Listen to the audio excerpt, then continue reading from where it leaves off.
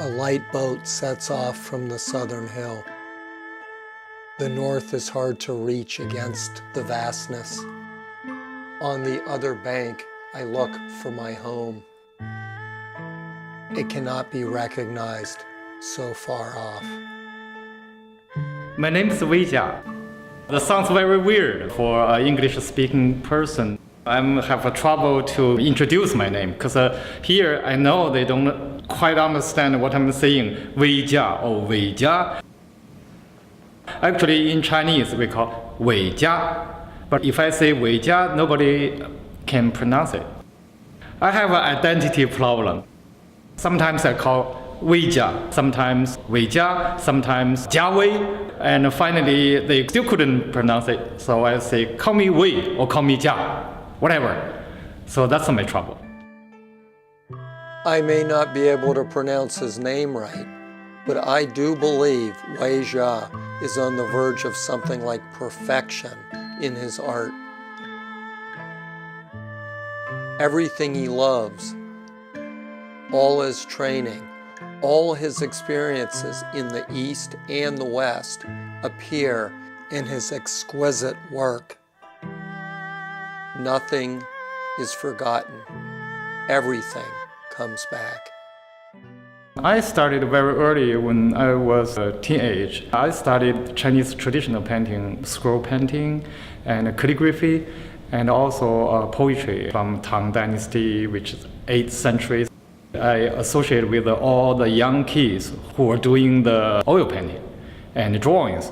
So I switched my attention to the European realism painting.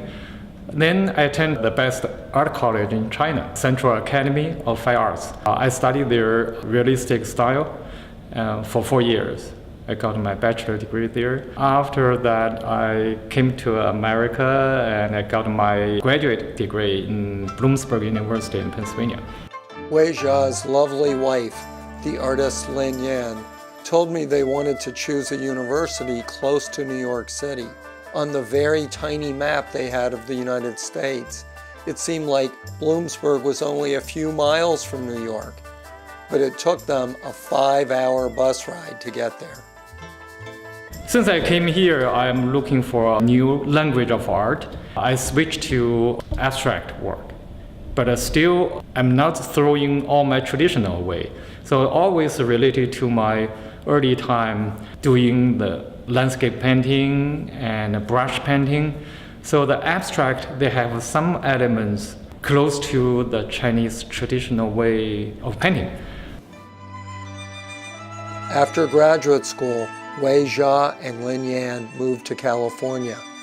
He made paintings that combined Eastern and Western ideas. He then embarked on a series of abstract paintings based on Chinese calligraphic forms. I make my painting back to my real focus, getting simpler and simpler, more direct. I start doing the calligraphy series. Calligraphy, I think, is already pure abstract work for me because they have a certain form. They have concern about the shape, space, the brush movement, the speed, the rhythm, everything. He explained that the calligraphic paintings were not meant to be translated into a literary meaning. The forms were chosen for their visual properties. The words, there was a structure, but the space you left, there was a meaning. His most recent paintings all start with calligraphic fragments that are then overlapped through painting and collage. While he has great respect for classical Western ideas of perspective, space, and depth, he prefers another way. For my work, I like the layers.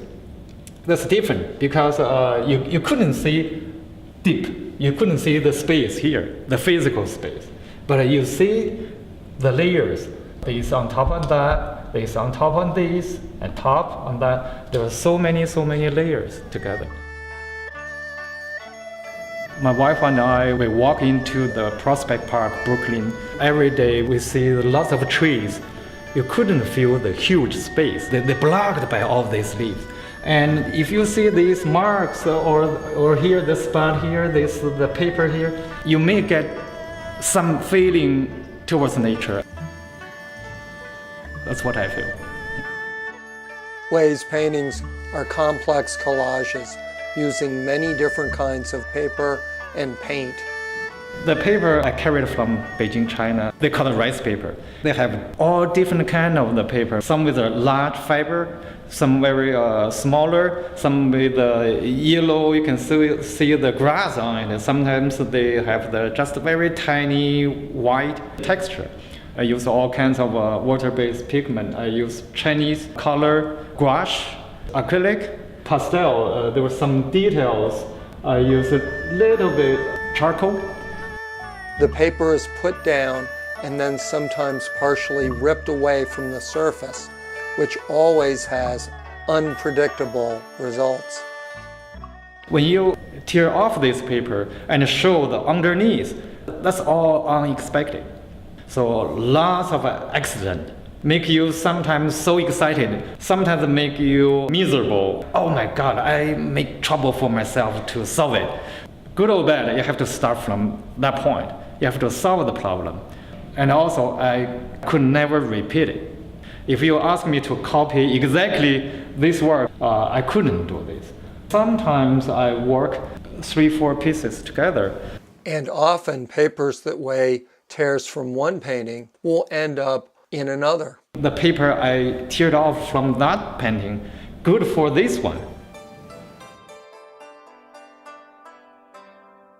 I don't use too much color except the earth tone color from nature, from traditional Chinese way. But some of them do have pretty high chroma color.